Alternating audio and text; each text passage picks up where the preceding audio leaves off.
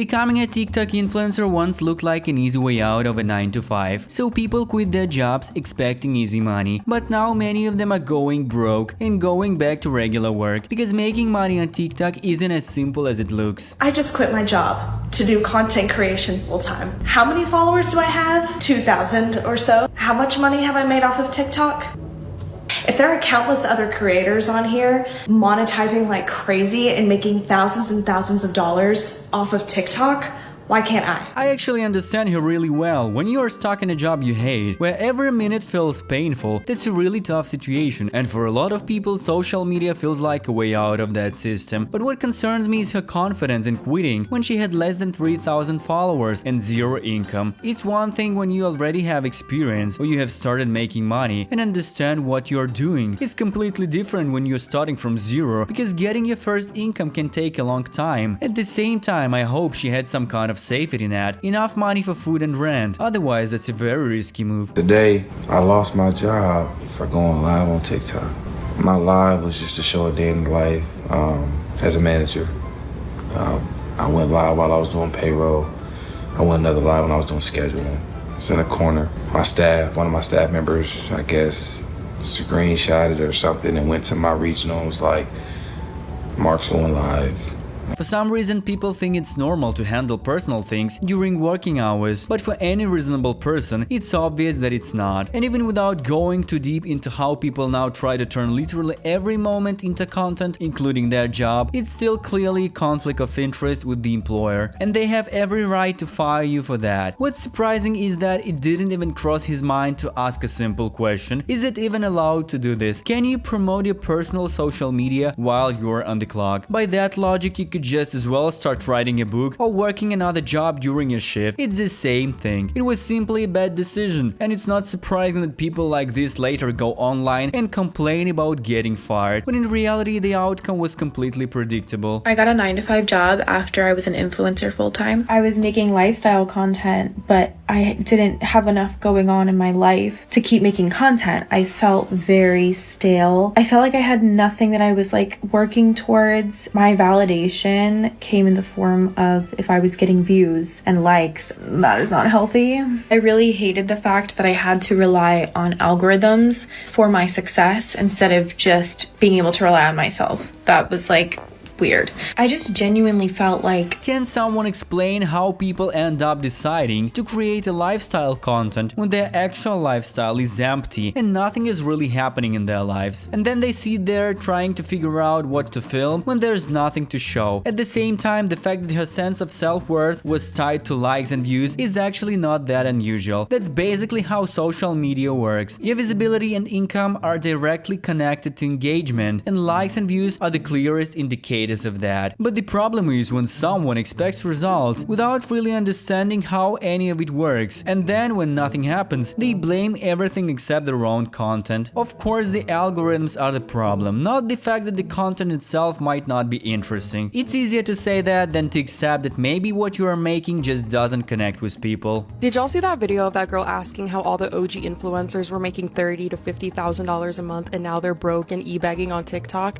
Like, what happened to all that money? So as somebody who accumulated over 2.5 million subscribers on YouTube back in 2015, and then I had some friends that lived in mansions just for the sole purpose of wanting to be able to throw parties and have people come over and make content in there, literally paying people's yearly salaries like $30,000, $40,000 a month just to rent this huge house. Half the cars that you see these people whipping around are rentals, and they're spending like $300, $500 a day just to whip it around and try to act like they're somebody they're not. Maybe 1 out of 10 of my friends actually cooked their meals at home. Everybody was constantly going out to eat or hiring private chefs. When someone is clearly financially illiterate, it's obvious that no matter how much money you give them, even if you gave them all the money in the world, it would never be enough. They live on credit, lease cars they can't actually afford, and instead of building and growing their capital, they'll just spend it. And as a result, they're constantly at risk of ending up with nothing. All it takes is a delay in income for a month or two. The bigger issue is that your income can always drop or disappear completely, and no one is immune to that. Even top influencers sometimes face major drops in views and earnings. In general, people love showing off expensive cars, luxury watches, huge houses, often not because they truly need them, but to look better than others and make people jealous. And that's fine up to a point. It only becomes a problem when your entire life turns into a performance just to impress others. I think we're witnessing the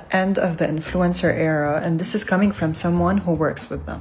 Everything is so repetitive. You would see the same products, the same aesthetics, the same way of presentation, the same routines being presented by everyone over and over again. So what was once working because it felt aspirational now just feels replaceable and is falling flat. Let's be honest, being a content creator isn't as hard as many traditional jobs, and at some point a lot of people realized that and rushed into it, especially when they saw that you could make a lot of money just by posting simple content like short videos. But of course that led to massive competition. Now it's no longer enough to do what worked 5 years ago. If you want to stand out, you have to create something more unique, more thoughtful or higher quality. It's not just the consumer that is getting tired of this, but it's also the algorithm who's been rewarding novelty more and more.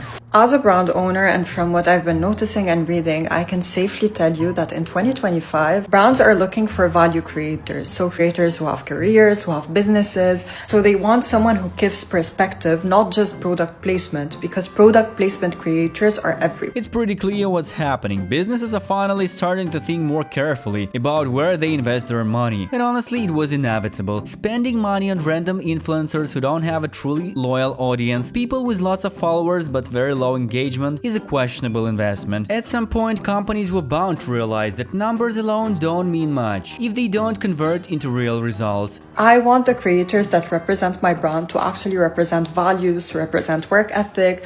I've worked with influencers, I've seen the numbers, and the return on investment just isn't the same as it was before. I really love this kind of corporate culture where instead of clearly telling you what they actually want, they wrap everything in vague, polished language. Let's be real, they don't actually care about values, culture, or your personal growth as much as they claim. What they really care about is simple. They want their money back. They invest in marketing and they expect to get customers in return. It's nearly impossible to build generational wealth on a 5-year, $100 million contract. What? That's what he said. He goes, people don't understand how hard it is when you only make $100 million. He goes, the first 40 goes to the government. Okay. Now you're left with 60. Oh, no. I'm pretty sure I could make things work with a net of $60 million. Absolutely. And then he goes, well, you got to buy a house.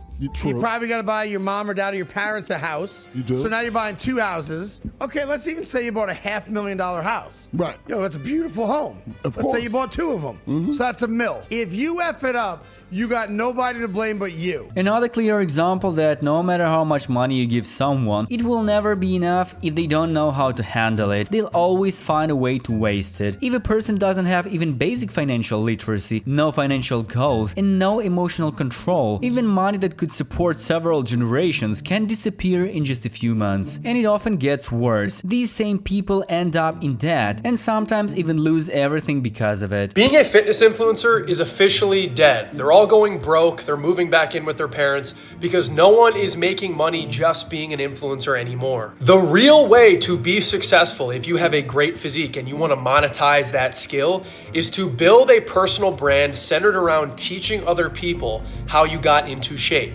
And the best way to do this is to become an online fitness coach where you mentor and guide people, teaching them about nutrition, workout, supplements, sleep, everything that you did to achieve your physique. This is by far the best way to make money as someone with a good physique in 2026. And if you're not doing it, you're gonna get left behind. It's obvious that increasing your expertise and creating a product that actually solves people's problems builds trust and can significantly increase your income. You can sell courses, people see you as an expert, and they're willing to pay. But there's one problem. A lot of people have already figured out this model. Now the market is flooded with courses, and finding something genuinely high quality has become difficult. Most of the popular courses about making money, losing weight, or achieving success are low quality. They're often just recycled recycled content copied from other creators. There's rarely anything truly unique in them. At this point, almost any information can be found online for free. What creators usually do is just organize it in one place and present it in a more convenient way. The issue is that the quality often doesn't match the price. You may see some content creators and they'll put out some videos, or they will be like, oh yeah bro, just a light 100k today, you know, I did that with no effort. Anytime I see people that try to act like they're more superior just because maybe they're able to make a little bit more money than somebody else, that doesn't make them any better. I remember my younger self and how I didn't appreciate money, and because I didn't appreciate money and I didn't respect money, it was taken away from me. And so since that day, my whole perspective on money changed. You got to be careful and respect money,